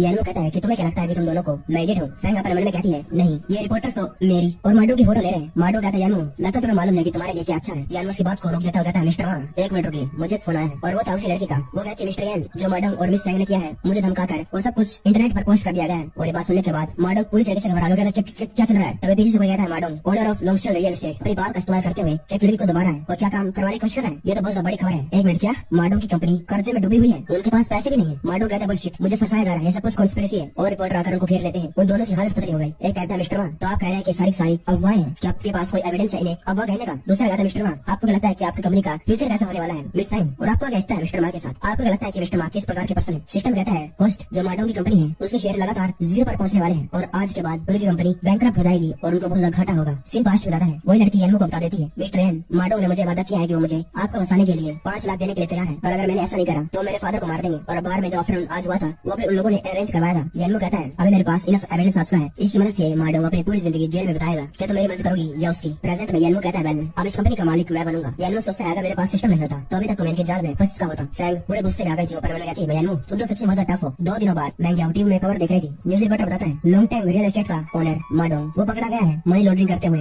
और भी कई सारे घटिया काम उसके सामने आ चुके हैं। उनके शेयर की प्राइस बहुत गिर चुके हैं, उन लोगों ने कल बैंकरप्सी फाइल कर दी है और उनकी कंपनी बिकने के लिए चली गई है। वहाँ पर वो फैंग थी, वो कहती है मुझे मेरी फोटो मतलब मैं मार्डन के साथ नहीं हूँ। दूसरा रिपोर्टर कहता है मिस फैंग कि आप दोनों ने मिलकर उस लड़की को धमकाने का प्लान बनाया था मैंगियो कहती है ओ माय गॉड, मुझे लगा था कि जो सिस्टर फैंग है उसे फंसाया गया है, लेकिन मुझे नहीं मालूम था कि वो ऐसी। वही दूसरी तरफ यानमू अपने मन में कहता है कल लॉन्गटेन विलेज स्टेट घाटे में चली गई है और अब तक सर्वाइवल पॉइंट मुझे मिले क्यों नहीं। सिस्टम अपग्रेड पूरा हो गया और उसके बाद उसके सामने एक खरगोश आ जाता है। यानमू कहता है क्या इसका मतलब ये सिस्टम की अपग्रेडेड आइडेंटिटी है, ये चीज कहां से आई, एकदम से गायब हो गई। तब उसके सामने एक हाथ आ जाता है। सिस्टम कहता है कि होस्ट को रैबिट पसंद नहीं आया, कोई बात नहीं, अब क्या बात है, क्या तुम अब सेटिस्फाई हो, और जब तुम सेटिस्फाई हो जाओ तो मुझे 5 स्टार रिव्यू देना मत भूलना। तभी मैंगी वहाँ पर आ जाती है। वो कहती है यानमू क्या आपने खबर देखी। यानमू कहता है मैंगी अभी मत अंदर आओ। वो अंदर घुस जाती है। वो कहती है ब्रदर यानमू मैंने एक्सपेक्ट नहीं करा था कि सिस्टर फैंग ऐसी निकल जाएगी, मुझे लगा था कि आपको कुछ झगड़ा वगड़ा हो गया है क्या, मुझे माफ कर देना। वो अंदर देख लेती है कि इसके ऊपर सिस्टम बैठी हुई थी, लेकिन उसे थोड़ी मार सिस्टम है। वो तो सोच रही थी नई लड़की आ गई। यानमू कहता है तुम खड़ी क्यों होती मेरे से। सिस्टम रोते हुए कहती है होस्ट बस द रोड है, जब मैं पहली बार आई थी खरगोश बन गए तो तुम बहुत स्वीट थे और अब तुम मेरे ऊपर चला रहे हो। यानमू कहता है बहुत अच्छी बात हुई कि मैं गया हूँ। उसके बाद झटका लगा वो बेहोश हो गई। सिस्टम कहती है ठीक है मैं भी रेडी कर देती हूँ। मैं गया कहती तुम कौन हो। वो कहती मैं हूँ यानमू ब्रदर की सिस्टम, बस आज आई हूँ और तुम मुझे जायू कह सकती हो, प्लीज मेरा ख्याल रखना। मैं क्या कहती हूँ ब्रदर यानमू ये क्या हो रहा है, मैं क्या सपना देख रही हूँ। वही दूसरी तरफ फैंग फैमिली के अंदर फैंग की मॉम कहती है फैंग इन 2 दिनों में तुमने बहुत मेहनत करी है और हमने तुम्हारे छोटे भाई का जो ब्राइड प्राइस है उसे इकट्ठा कर लिया है। फैंग का भाई वहाँ पर वीडियो गेम खेल रहा था। वो कहता है इन 2 दिनों में यहाँ पर एक रिपोर्टर आया और हमने उनसे 1 मिलियन कमा लिए, लेकिन उसके बाद क्या। फैंग का फादर कहता है दैट्स राइट, तुम ठीक हो, अभी हम मैडम को ब्यूरो भेज देंगे और उसके बाद जो हमारे ये पैसे कमाने का जरिया था वो भी चला जाएगा। और फैंग तुम्हें अभी भी एक तरीका ढूंढना होगा, एक अमीर आदमी को ढूंढने का जो हमारी फैमिली का लॉन्ग टर्म प्लान बन सके। फैंग पर कहती है आखिरकार मुझे क्यों ढूंढना है एक अमीर आदमी, ये सब कुछ मेरी गलती क्यों है, मुझे से बहुत नफरत हो रही है। उसके पास एक ब्लैक सा कुछ था। वो कहता है लिटिल गर्ल एक डील करना चाहती हूँ। वो आवाज कहती है मैं हूँ सू और मैंने तुम्हारी रिक्वेस्ट सुन ली है और मैं तुम्हें देता हूँ एक विश। फैंग कहती है आखिरकार इस दुनिया में एक भगवान कैसे हो सकता है, शायद मैं हेलुसिनेट कर रही हूँ। तभी वो एक शैडो से बन जाती है। वो कहती है मुझे मालूम है कि तुम्हें एकदम से बिलीव नहीं होगा, इसीलिए तो मैं तुम्हारे साथ एक डील कर रहा हूँ। तुम्हारे एक्स बॉयफ्रेंड ने तुम्हारे साथ सेटअप करा, तुम्हारा इस्तेमाल करा, लेकिन उसकी वजह से उसमें तुम्हारा बिल्कुल भी फायदा नहीं हुआ। घर बार डांट, क्या तुम्हें गुस्सा नहीं आ रहा। नफरत, फैंग कहती है नफरत। वो कहता है कम ऑन मेरे साथ एक कॉन्ट्रैक्ट साइन कर लो, मेरे टास्क को कंप्लीट करो और जो तुम्हें चाहिए मैं तुम्हें दूंगा। फैंग कहती है मुझे इतने पैसे चाहिए, इतने ज्यादा कि मैं काउंट भी ना कर पाऊं। फैंग का भाई कहता है तुम कुछ कह क्यों नहीं रही, हमारी फैमिली के फ्यूचर के बारे में क्या, मुझे ऐसे कैसे बोल रही है, अगर तू इतनी ज्यादा यूजलेस ना होती तो हमारी फैमिली का ये हाल नहीं होता। फैंग की मॉम कहती है ठीक है फैंग तुम्हारा भाई अभी भी छोटा है, उसके साथ गुस्सा मत करो, जो तुम्हारी मॉम ने बताया तुमने उसके बारे में सोचा। फैंग कहती है मॉम तुमने बॉस के बारे में इन्फॉर्मेशन ढूंढी नहीं, अगर ढूंढी है सारी मुझे बताओ, फैमिली की भलाई के लिए मुझे करना ही है। और मॉम कहती है फैंग तुमने पता लगा लिया यानमू के घर पर। यानमू कहता है तो ये हुआ। मैंगी कहती है इसका मतलब तुम टाइम और स्पेस से ट्रैवल करके आए हो। सिस्टम कहती है ट्रैवल एक प्राइस पर आता है, जैसे कि तुम्हारे ब्रदर यानमू टाइम और स्पेस के वेज अनर बन गए हैं और वर्क प्रेशर बहुत हैवी है। यानमू कहता है मैंगी मुझे काम करने के लिए बाहर जाना है, हम बाद में मिलेंगे। मैंगी कहती है ब्रदर यानमू तुम कहाँ जा रहे हो। यानमू कहता है कि तुम किस बात के लिए पैनिक कर रही हो, मेरी एक अपॉइंटमेंट है मिस्टर टैंक के साथ। मैंगी कहती ठीक है जल्दी आना। सिस्टम मैंगी के गाल पर किस कर देती है और वो वहाँ पर सो गई। यानमू सिस्टम का हाथ पकड़ लेता है। वो कहता है ये तुमने क्या करा। सिस्टम कहती है मैंने मैंगी की जो मेमोरी है उसको मॉडिफाई कर दिया, अगर ऐसे ही ऑर्डिनरी लोग मेरे बारे में ज्यादा जानते रहेंगे तो बहुत खतरा हो जाएगा। सिस्टम उसका एक सर्वाइवल पॉइंट काट लेती है। यानमू कहता है और तुमने इस एबिलिटी का इस्तेमाल करते हुए मेरे सर्वाइवल पॉइंट काट लिए। सिस्टम कहती है तो क्या हुआ। एकदम से यानमू के हाथ पर दर्द हुआ, अपने हाथ को देखने लगा, आखिरकार ये क्या हुआ है। सिस्टम कहती है वो लोग आ गए। सिस्टम स्टेबल नहीं है ऑफ कोर्स, उसके अंदर एक छोटा सा बग है। क्या हुआ मीटिंग के लिए जाना, हर कोई इसे देखना चाहते हैं, चलो चलते हैं। यानमू कहता है मैं अकेला जाऊंगा, मेरा मिस्टर टैंक के साथ कुछ काम है। सिस्टम कहती है अगर सिस्टम होस्ट से ज्यादा देर के लिए सिस्टम कहती है अगर होस्ट से सिस्टम ज्यादा दूर हो गई तो एकदम से उसके पास रहेगी ऑटोमेटिकली। और मैं सोचता है अगर वो एकदम से पास आ गई तो मिस्टर टैंक हार्ट अटैक के कारण मर जाएगा। यानमू कहता है ठीक है मैं हार मानता हूँ। वो सिस्टम खुश हो गई, लेकिन अपने मन में वो कहती है ये सीड्स इतनी जल्दी कैसे आ गए। सीन कटता है। यानमू कहता है क्या हो गया, पता नहीं तो डिस्ट्रैक्टेड क्यों लग रही हो। सिस्टम कहती है कुछ नहीं, मैं तो बस ये फिगर आउट करने की कोशिश कर रही हूँ आखिरकार होस्ट की स्किल को इंप्रूव करने के लिए बेस्ट ऑप्शन क्या होगा, क्या तुम्हें पिल्स की जरूरत है। यानमू कहता है उस पिल्स की क्या जरूरत, ऑर्डिनरी लोगों के सामने उसकी कोई जरूरत नहीं है और कौन बिना मतलब की फाइट करेगा। सिस्टम कहती है अगर तुम्हारा ओपोनेंट कोई ऑर्डिनरी पर्सन ना हो तो तभी वहाँ पर मिस्टर टैंक आ जाता है। वो कहता है मिस्टर यान सॉरी कुछ काम आ गया था। और उसके साथ है वो लड़का लुइजी, वो 28 साल का था और वो न्यू फैमिली का यंग मास्टर है। वो कहता है क्या तुम्हारी यंग सिटी का लेवल है। यानमू कहता है मिस्टर टैंक ये कौन है। यानमू परमाणु कहता है ये लुइजी वैंग जंच फैमिली का है, जिसने अपने पिछले लाइफ के अंदर फेक वाइन बेची थी, ये टैंक के साथ कैसे आ गया। मिस्टर टैंक कहता है ये लुइजी वैंग फैमिली का। लुइजी कहता है टैंक ये यंग मैन इतने दूर से आया है तुम्हारे साथ ऑपरेशन करने के लिए और तुम्हारा ये एटीट्यूड है। टैंक कहता है मिस्टर लू मैंने कहा था कि मेरा कुछ काम है आज मुझे जो करना है, लेकिन तुम ही थे जो मेरे पीछे पीछे लग गए। यानमू कहता है अरे तो मिस्टर लू है। हेलो मिस्टर लू, आपको और टैंक को एक साथ देखकर मुझे लगा कि आप ड्राइवर हैं। मिस्टर टैंक के ये बात सुनकर उसको गुस्सा आने लगा। वो कहता है मैं और टैंक का ड्राइवर, अगर तू चाहता है तो मैं तेरी मदद कर सकता हूँ तेरी कब्र खोदने में। यानमू कहता है ओ मिस्टर लू आप तो एम्बैरेस हो गए, ये तो बस एक गलती थी। लुइजी कहता है हाँ तुम्हारे जैसे लोगों ने आजकल दुनिया कहाँ देखी अभी तक। सिस्टम अपने मन में कहती है क्या है लुइजी का जो लक है उसे एब्जॉर्ब कर रहा है। सिस्टम यानमू के हाथ को पकड़ लेती है। वो कहती है मिस्टर यान अभी तक हमने कार नहीं देखी, आपने कहा था कि आज रात मेरे साथ, आपने कहा था कि आप मेरे साथ मूवीज देखने के लिए चलेंगे आज। यानमू कहता है मैं तो भूल ही गया था। मिस्टर टैंक क्या आप हमारे साथ आना चाहते हैं। टैंक कहता है ऑफ कोर्स मेरी कोई अपॉइंटमेंट नहीं है। टैंक कहता है ऑफ कोर्स तुम्हारी और मेरी अपॉइंटमेंट जो है वो लोग वहाँ से जाने लगे। और पीछे लुइजी वो कहता है क्या बस ऐसे मेरे सामने चले जाओगे, तुम लोग वही अनक्वालिफाइड। टैंक कहता है मिस्टर लू जान सिटी बहुत छोटी है, आपको यहाँ से वापस चले जाना चाहिए। लुइजी कहता है टैंक तुम्हारी इतनी हिम्मत इस यंग मैन को यहाँ से दफा करने के लिए कह रहे हो। ये यंग मैन चाहता है कि टैंक फैमिली गायब हो जाए, क्या एक रात काफी होगी इसके लिए। यानमू उसके पास आता और कहता है वो तुम नहीं डिसाइड करोगे आखिरकार इस सिटी के अंदर क्या हो रहा है। वो उसके कान के पास जाकर कहता है अगर ये बात बाहर फैल गई कि तुम लोग लुई फैमिली वाले फेक वाइन बनाते हो तो क्या होगा, लू फैमिली के साथ क्या होगा। लुइजी कहते तुम्हें कैसे मालूम। यानमू कहता है अगर तुम चाहते हो कि लोगों को ये बात पता चले पहले तुम्हें ये खुद करना चाहिए। मिस्टर टैंक कहता है मिस्टर यान आपको कौन सी कार खरीदनी है, मैं आपकी मदद कर सकता हूँ। यानमू कहता है वो कार अच्छी है लेकिन मैं और देखना चाहता हूँ। वो लुइजी लुइजी अपने मन में कहता है वेरी वेल यानू, मैं इस दुनिया से तुझे साइलेंटली गायब कर दूंगा। सीन कट होता है। यानू कहता है मिस्टर टैंग आपकी मदद के लिए आज थैंक यू। मिस्टर टैंग कहता है अगर तुम नहीं होते तो लुइजी मेरा पीछे नहीं छोड़ता, तुमको केयरफुल रहना होगा। वो बहुत चलाक आदमी है और उसके जो पुराने कई सारे ओपोनेंट्स थे एकदम से गायब हो गए। यानू कहता है ठीक है। टैंग कहता है ठीक है तो अब मैं चलता हूँ और मैं नेबुला कोऑपरेशन के बारे में सोचूंगा। तुम लोग मूवीज देखो, मैं जा रहा हूँ। सिस्टम कहती है वो कुछ चीजें हैं जो मुझे तुम्हें साफ साफ बता देनी है। सीड्स ने इस दुनिया में आना शुरू कर दिया है। यानू कहता है सीड्स, सिस्टम कहती है सीड्स चीजें होती हैं दूसरे टाइम और स्पेस से जो ह्यूमन बींग्स को स्पेशल एबिलिटीज देती है और ये जो तुम्हारे पास एबिलिटीज है उन्हीं की जैसी है। यानू कहता है एबिलिटी इससे क्या होगा, साफ साफ बताओ। सिस्टम कहती है जो सीड है बाद में जाकर लॉर्ड ऑफ टाइम बन जाएंगे और कम्पीट करेंगे और ये दुनिया एक बैटलफील्ड बन जाएगी। यानू कहता है एक मास्टरलेस स्पेस टाइम। क्या इसका मतलब जो मेन गॉड इनहेरिटेंस मुझे मिली है वो ओरिजिनली गॉड ऑफ ये टाइम और स्पेस की है। सिस्टम कहती है हाँ, जो मेन गॉड है वो गायब हो गया है टाइम और स्पेस को रिपेयर करने के बाद, लेकिन फिर भी वहाँ पर कई सारे क्रैक रह गए हैं जिनके अंदर से सीड आ गए हैं और इसका मतलब है कि सर्वाइवल पॉइंट काफी नहीं है उन्हें स्टेबल रखने के लिए। और वो लुइजी उसके पास एक सीड पैरासाइट है और वो होस्ट के लक को ऑब्जर्व कर रहा था जब तुम उसके साथ हाथ मिला रहे थे और मुझे डर है तुम्हारा जो लक है वो बैड लक बन जाएगा। फिर उसे एक फोन आता है। वो अपने मन में कहता है आखिरकार ये डैड मुझे फोन क्यों कर रहा है इतनी रात को, क्या उनको ये बात पता चल गई कि मैंने फ्रैंक के साथ ब्रेकअप कर लिया। वो कहता है डैड, उसका डैड कहता है यानू तुम्हारी माँ और आज मैं घर पर हूँ, हमारे घर पर गेस्ट आए हुए हैं, तुम कब आने वाले हो। यानू कहता है अभी भी मैं काम करके हटा हूँ, मैं जल्दी आ जाऊंगा। यानू के घर के नीचे यानू कहता है डैड मैं आ गया। यानू का डैड कहता है तुम्हारे पास ये खरगोश कहाँ से आया। यानू कहता है मुझे रास्ते में मिल गया था, मुझे लगा कि क्यूट है इसलिए मैं ले आया। यानू सोचता है अच्छा भाई खरगोश बन गई, नहीं तो मुझे मॉम डैड को समझाना मुश्किल हो जाता। तब एक लड़की कहती है wow what a cute rabbit, dad मुझे रैबिट चाहिए। यानू अपने मन में कहता है अच्छा तो ये लोग आए हैं मेरे पीछे लाइफ के अंदर, ये इवेंट कई महीनों आगे जाकर होने वाला था। ये यानू का सेकंड अंकल है यान जॉन। वो कहता है यानू लॉन्ग टाइम नो सी, तुम तो और ज्यादा एनर्जेटिक होते जा रहे हो। और ये है यानू की मदर। वो कहती है यानू क्या तुम्हें याद है ये तुम्हारे सेकंड अंकल है और ये तुम्हारी यंगर सिस्टर सेकंड अंकल की। यानू कहता है पता नहीं क्यों मुझे सेकंड अंकल याद नहीं आ रहे। यानू अपने मन में कहता है कि जो मेरे डैड है लॉटरी जीत गए इसलिए आ गए हैं। वो अंकल कहता है यानू तुम अच्छे हो और अब तो ये लग्जरीज कार भी चलाने लगे हैं, अभी भी मैंने देखा विंडो से। यानू कहता है नहीं मैं तो बस एक स्मॉल एम्प्लॉय हूँ, लीडर ने मुझे ये गाड़ी चलाने को दी है और कल मैं गाड़ी वापस कराऊंगा। अंकल कहता है यस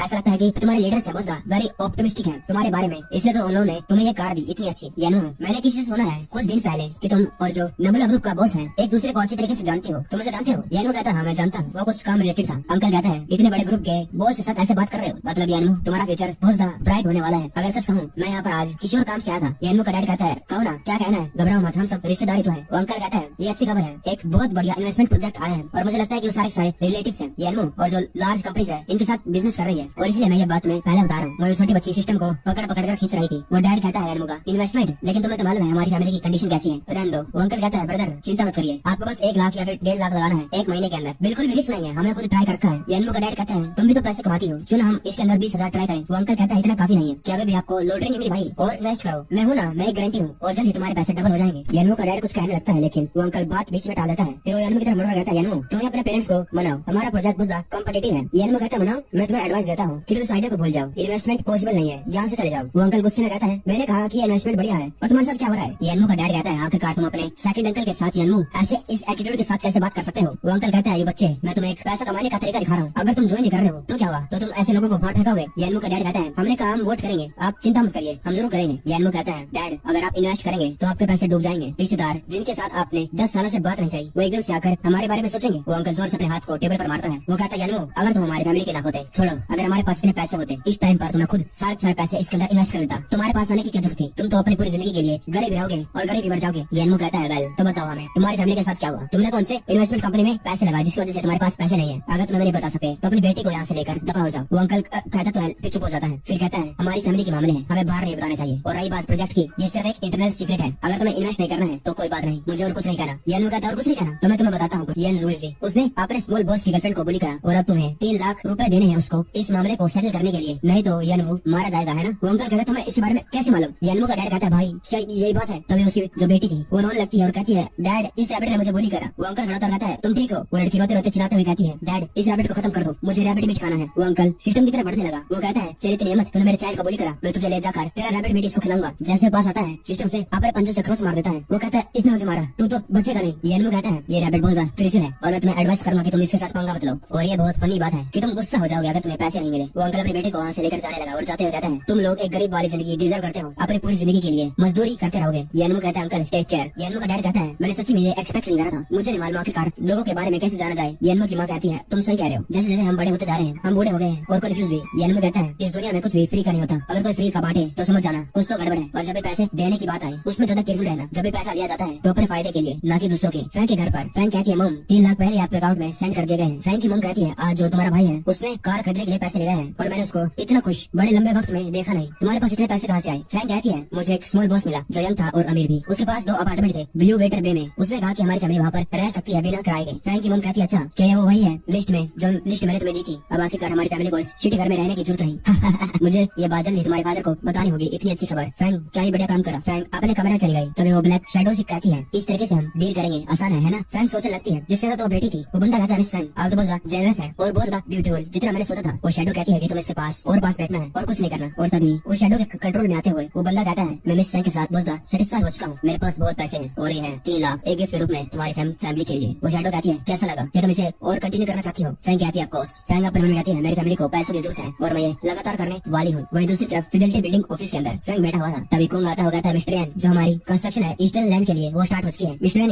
ये कौन। सिस्टम कहती है हेलो। यान कहता है ये मेरे न्यूली रिक्रूटेड सेक्रेटरी है। और कुछ कोंग कहता है कोई माडो की कंपनी को 100 मिलियन में खरीदना चाहता है और मैं तुम्हें दिखाने के लिए लेकर आया हूँ। यानुओ पर मन में कहता है माडो की कंपनी जियान सिटी के सेंटर के अंदर लोकेटेड है और कोई भी बिल्डिंग नहीं करने वाला ऑप्शन के अंदर। लेकिन अभी कोई आ गया है जो उस कंपनी को खरीदना चाहता है इतने ज्यादा हाई प्राइस के ऊपर। यानुओ कहता है मैं इस मामले को तुम्हारे ऊपर छोड़ देता हूँ। हालांकि अभी तो वहाँ पर बस सिटी सेंटर है लेकिन कुछ सालों के बाद ये जरूरी नहीं है। यानुओ पर मन में कहता है कुछ सालों के बाद वहाँ पर जो हीट है कम हो जाएगी और अभी मैं बहुत सारे पैसे कमा सकता हूँ उससे। कोंग कहता है ठीक है मिस्टर यान। और हाँ जो ब्लैक मार्केट है उसके अंदर एक खबर रिलीज हुई है आज एक ऑक्शन होने वाला है। यानुओ कहता है ऑक्शन। कोंग कहता है ऑक्शन है मेरे लिए जो फ्रैंक शो ट्रेजर है उसके बारे में और कुछ तरीके जिससे पैसे कमाए जा सके। लेकिन मेरे पास इतने फंड नहीं है मुझे ज्यादा तो नहीं मालूम लेकिन मैंने सुना है कि वहाँ पर जो चीजें हैं वो बहुत ज्यादा स्पिरिचुअल है। यानुओ कहता है ठीक है मैं समझ गया। ये ब्लैक मार्केट कहाँ है कहाँ पर थाई स्ट्रीट पे। यानुओ कहता है ये कमर्शियल स्ट्रीट से ज्यादा कुछ अलग नहीं है। क्या एक ब्लैक मार्केट यहाँ पर होगी। सिस्टम कहती है मैं शॉपिंग के लिए बड़े वक्त से निकली नहीं हूँ मैं आज बहुत ज्यादा शॉपिंग करना चाहती हूँ। तभी वहाँ पर एक बूढ़ा सा आ जाता है वो कहता है तुम दोनों यहाँ पर ऑप्शन के लिए आए हो है ना। यानुओ कहता है तुम्हें कैसे मालूम। वो कहता है यहाँ की हर एक दुकान में ब्लैक मार्केट की एंट्रेंस है और इसलिए यहाँ पर जितने भी लोग बचे हुए हैं वो सारे खाली है। और अगर तुम दोनों ब्लैक मार्केट की तरफ जाना चाहते हो तो मैं तुम्हें रास्ता दिखा सकता हूँ और तुम्हें इन्फॉर्मेशन भी दे सकता हूँ जो तुम्हारे काम आ सकती है जो तुम्हें अभी तक मिली नहीं हो। यानुओ कहता है ब्लैक मार्केट। वो कहता है ये है ब्लैक मार्केट जिनचैन वेंगजिन और यानजिन के अंदर। ये है तीनों सिटीज का इंटरसेक्शन अंडरग्राउंड। यहाँ पर होती है गैमलिंग टोन्स एंटिक्स और भी कई सारी चीजें। यानुओ कहता है मुझे नहीं मालूम था कि यहाँ पर इतना अंडरग्राउंड जगह होगी। फिर वो कहता है मेरा बस यही तक काम था और ऑक्शन हाउस शाम तक खुलने वाला नहीं है 2000। यानुओ रोते हुए अपने पैसे को देने लगा। अपने मन में कहता है ये ब्लैक मार्केट सच्ची में ठगने वाली जगह है। यहाँ पर ऑर्डिनरी लोग ऐसे वैसे नहीं आ सकते। वो अपने पैसे गिनते हुए कहता है मैंने देखा कि तुम कितने क्विक पर्सन हो मांगते ही पैसे दे दिए। और ओल्ड मैन तुम्हें सजेस्ट करेगा कि तुम पहले गैमलिंग स्टोर के पास जाओ ताकि तुम इस ब्लैक मार्केट से थोड़ा सा फेमिलियर हो जाओ और जब तुम ऑप्शन के जाओ तो किसी को पैसे देकर पहले इंट्रोड्यूसर को बात कर लो। ठीक है मैं जाता हूँ। सिस्टम कहती है पोस्ट यहाँ पर जो सीट्स हैं उनका बहुत स्ट्रॉन्ग है। यानुओ कहता है ये ब्लैक मार्केट सब कुछ पैसे के बारे में है फुल ऑफ ह्यूमन डिजायर पैसे के लिए। और ये कोई सरप्राइजिंग बात नहीं है कि सीट्स यहाँ पर है। सिस्टम अपने मन में कहती है ऐसा लगता है कि जो सीट्स हैं कुछ जल्दी ही ग्रो हो रहे हैं। तभी वहाँ पर कोई जाता है मास्टर गैमलर क्या आपने डिसाइड कर लिया है कि आप कौन सा पीस चूज करेंगे। तुम लोगों को ज्यादा धोखा देते हो। वहाँ पर एक बंदा था वो अपने मन में कहता है ये दोनों पत्थर एक ही वेट के हैं एक ही शेप है एक ही मटेरियल कौन सा चूज करूँ। वही दूसरा बंदा वो कहता है जल्दी चूज करो ये तुम्हारा आखिरी चांस है। अगर तुम जीते नहीं तुम्हारी जाओ फैमिली प्रॉपर्टी के अंदर कुछ भी बचेगा नहीं। यानुओ अपने मन में कहता है ये स्किल जनरेटिंग वेल्थ की और मैं तो देख कर बता सकता हूँ आखिरकार कौन सा स्टोन चूज करना है। वो लाल वाला जो ग्लो कर रहा है और वो बंदा वही स्टोन को उठा लेता है घबराते हुए। और वो दूसरा बंदा जो उसके सामने बैठा था वो कहता है सभी लोग यंग मास्टर जाओ फैमिली के और उन्होंने एक स्टोन चूज कर लिया है। आओ आओ बैट लगाओ एक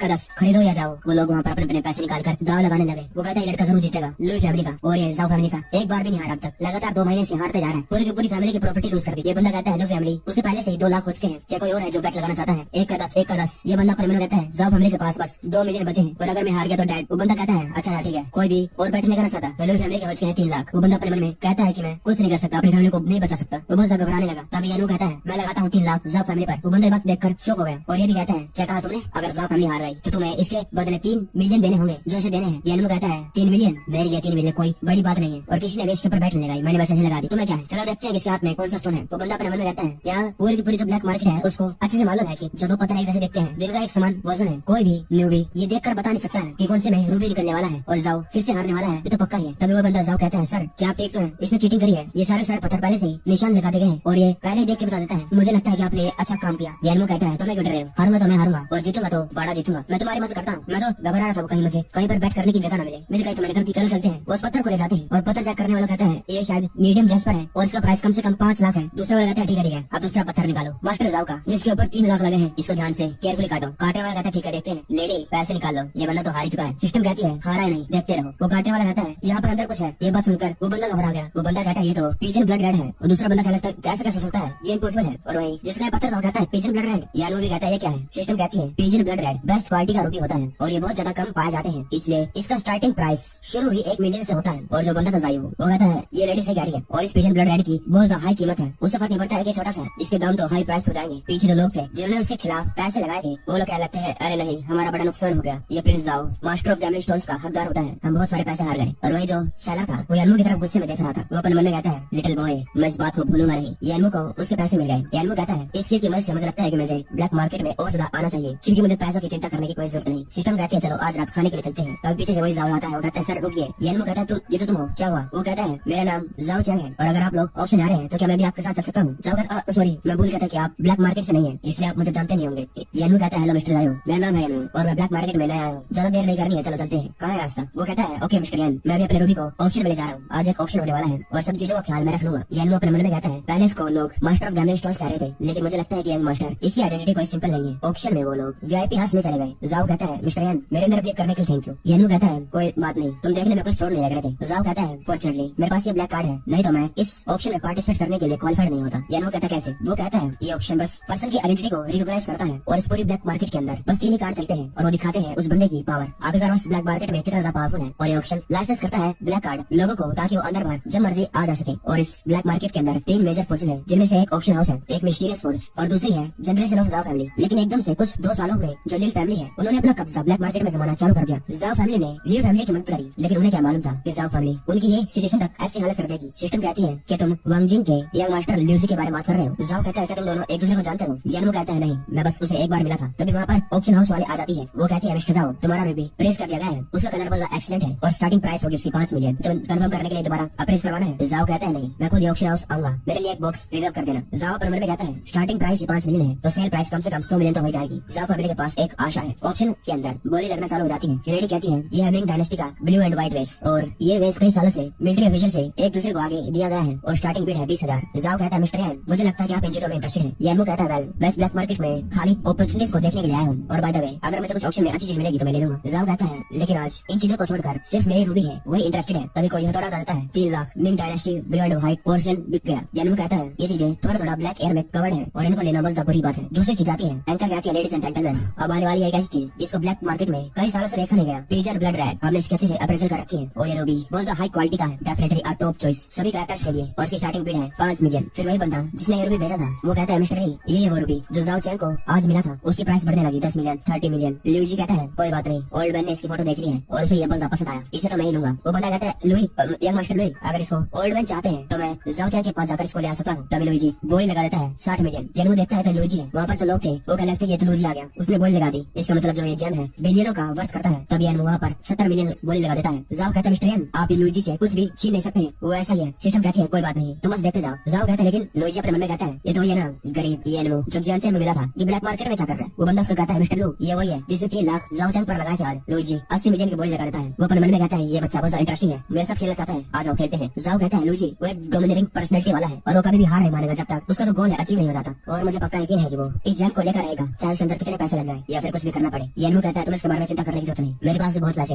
180 मिलियन। लुई जी ये बात सुनकर थोड़ा सा गुस्सा होने लगा, कहता है ये बच्चा देख रहे में गरीब है लेकिन इसके पास इतने सारे पैसे कहाँ से आए बोली लगाने के लिए। एंकर कहती है पीजर blood ruby 180 million 180 million 2। Louie ji कहता है 300 मिलियन। उसका साथी कहता है मिस्टर लुई हमारे पास इतना पैसा नहीं है। यानमू कहता है मिस्टर लुई आप तो बहुत करेजियस है, वो लोग लगा लेते हैं 400 500 600 700 मिलियन 800 मिलियन और जाओ ये सब कुछ देख रहा था। वो कहता है इस रूबी का एक्चुअल प्राइस उससे तो कई ज्यादा आगे ये पहुंच चुका है और अगर ऐसा ही चलता रहा तो ये रुकेगा कब। लुई जी कहता है 1.2 बिलियन और दिखाइए मत और करेगा बिड। एंकर कहती है 1.2 बिलियन वंस। यानमू कहता है मिस्टर लुई आप तो अमीर हैं और जेनरस भी, ये रूबी आपका है। एंकर कहती है 1.2 बिलियन 2 1.2 बिलियन 3 बिक गया। वो बंदा कहता है लुई यंग मास्टर लुई हमारे पास इतने पैसे नहीं देने के लिए। लुई जी कहता है घबरा क्यों रहा है, मैंने कब कहा कि मैं पैसे दूंगा। वही दूसरी तरफ लुई जी गुस्से में इस बंदे को कहता है क्या मैंने कब कहा, मेरा अकाउंट को ट्रांसफर कर दो। वो बंदा कहता है मिस्टर लुई जो ट्रांसफर हुआ है वो 1.2 मिलियन है, क्यों ना आप इसे दोबारा से कंफर्म कर लें। अगर आप पैसे देने के लिए मना करेंगे तो यहाँ के रूल्स के अकॉर्डिंग जो लुई फैमिली है उसे ब्लैक मार्केट से एक्सपेल कर दिया जाएगा। लुई जी अपने मन में कहता है ऑब्वियसली ये हर बार काम करता था आज भी कर रहा। तब इसके पीछे एक ब्लैक ओरा से था शैडो। वो कहता है जिसके साथ आज बीटिंग कर रहे थे वो तुमसे एक हायर लेवल पर है और इसी वजह से मैं अपनी पावर को इस्तेमाल नहीं कर पा रहा। यानी लुई जी इसी शैडो की मदद से सब कुछ काम कर रहा था। वो शैडो कहता है लेकिन मैं से गॉड एम्परर की ब्रेथ को सेंस नहीं कर पा रहा, शैडो बहुत कमजोर है और हम इसे ठिकाने भी लगा सकते हैं। वो बंदा कहता है मिस्टर लुई यहाँ के रूल्स के अकॉर्डिंग आपका जो अमाउंट है बहुत ज्यादा है और आपके पास 3 दिन है उसे भरने के लिए, तब तक आपको ये रूबी मिलेगा नहीं, हम संभाल कर रखेंगे। लुई जी कहता है लगता है आज मेरे बैंक अकाउंट में कुछ प्रॉब्लम है, 2 दिनों में आकर रूबी ले जाता ब्लैक मार्केट स्ट्रीट में। जाओ कहता है कि मिस्टर यान ये सब कुछ आपकी वजह से हुआ है। यानमू कहता है मेरे पास थोड़ा सा पंगा है लुई जी के साथ और कुछ नहीं। जाओ कहता है लेकिन जो लुई जी है वो बिडिंग तो बहुत ज्यादा लगा देता है लेकिन बाद में थोड़े से पैसे दे देता है। ऑप्शन हाउस को उसने कई बार ऐसा कर रखा है। यानमू कहता है ऐसी भी कोई चीज होती है। जाओ कहता है हाँ, लेकिन किसी ने अभी तक ये डिस्कवर नहीं करा था और उसने हमारी जाओ फैमिली को भी ऐसे ही धोखा दिया है। तभी लुई जी वहाँ पर आता था। वो कहता है यार मास्टर जाओ आपकी तो बड़ी अच्छी नजर है लेकिन इसके पास कुछ ज्यादा एबिलिटी नहीं है। जाओ कहता है लुई जी कहता है यानमू क्या तुम्हें टैंग ने बताया नहीं कि जो लोग मेरे अगेंस्ट जाते हैं गायब हो जाते हैं। जाओ कहता है मिस्टर यान आप थोड़ा पीछे हट जाइए, लुई जी सच्ची में लोगों को गायब कर सकता है। यानमू जाओ कहता है तुम मेरे पीछे हटो और चिंता मत कर। जाओ कहता है लेकिन सिस्टम कहती है मिस्टर जाओ जाओ आप इसको उस पर ही छोड़ दीजिए। सिस्टम अपने मन में कहती है इसी के ओरे को देख कर लगता है कि वो वीक हो रहा है और ये होस्ट को ऐसे इन्फ्लुएंस नहीं कर सकता है, लेकिन फिर भी मुझे थोड़ा सा कंसर्न रहना होगा। और लुइजी यानमू को मारने लगा। वो कहता है वो तू है जिसने इस यंग मैन को प्रोवोक करा। वो उसे मुक्का मारने लगा लेकिन यानमू उसको पहले मुक्का मार देता है। वो कहता है नॉनसेंस। मुक्का मारने की वजह से उसकी स्ट्रेंथ, एजिलिटी, स्टैमिना गायब हो गए। सिस्टम सोचता है क्या हुआ। तभी जो शैडो सी थी वो चिल्लाकर कहती है दर्द हो रहा है, उसे खत्म कर दो, उसे जिंदा मत छोड़ना। लुइजी कहता है तेरे अंदर इतनी हिम्मत, तूने मुझे मारा। यानमू कहता है ये काली चीज, ये काला धुआं जिसके ऊपर तू रिलाय कर रहा है, लगता है वो मुझसे डरता है। लुइजी कहता है जब तू मरेगा तो जो भी तेरा है वो मेरा हो जाएगा और डिपेंड करता है कि तू किसका इस्तेमाल करेगा। इतने में यानमू उसको मारने के लिए आगे बढ़ गया। यानमू कहता है तेरी इतनी हिम्मत, इतना कमजोर होकर मेरे से ऐसे बात करता है। मुक्का खाने के बाद जो शैडो थी वो कहती है इसे मार दो, मेरी पावर कम हो रही है, मैं इसे और सहन नहीं कर सकता। लुइजी कहता है इम्पॉसिबल है, तुम कौन हो, तुम इसके साथ ऐसा कैसे कर सकते हो, ये अनवय है। यानमू कहता है अनवय। लुइजी कहता है ऐसा लगता है कि तुझे ज्यादा कुछ मालूम नहीं, अपने एंजल को बाहर निकालो, मिलकर बात करते हैं और मैं सारे सीक्रेट तुम्हारे एंजल को बता सकता हूँ। अगर मैं हाई लेवल वाले एंजल्स को खा सकता हूँ तो मेरी स्ट्रेंथ डबल हो जाएगी। यानमू उसको लात मारता और कहता है तू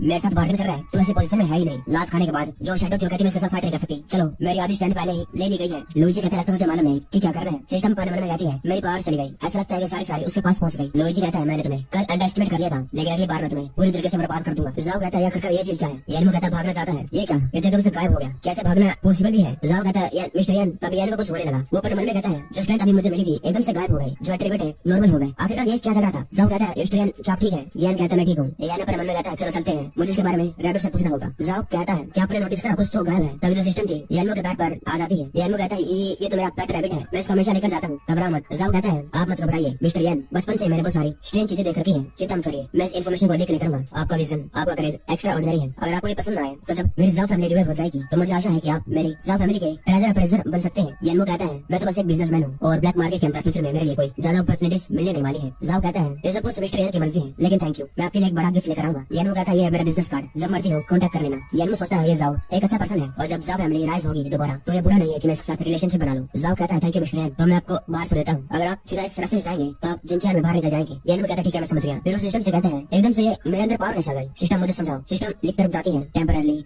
जो मेन गॉड एनर्जी है उसके साथ लिंक नहीं बन रहा और सिस्टम रिकवर कर रहा है और इस टाइम पर रिस्पॉन्ड नहीं कर सकता। यानमू सोचता है क्या है। फिर रैबिट को कहता है तुम बात कर सकती हो तो तुम समझाओ।